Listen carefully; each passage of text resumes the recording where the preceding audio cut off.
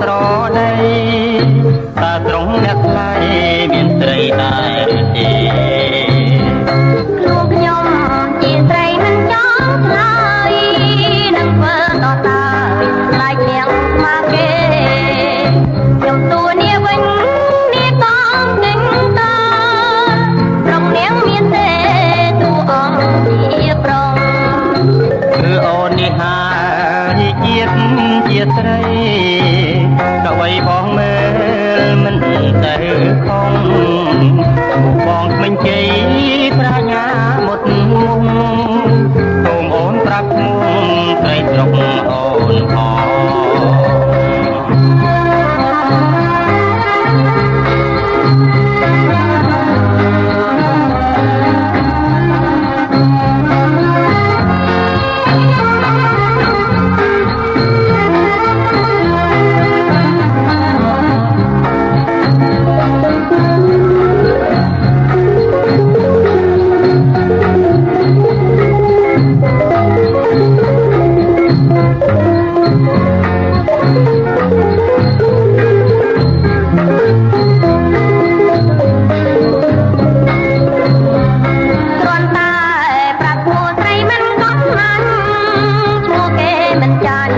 មិនជ័យទេប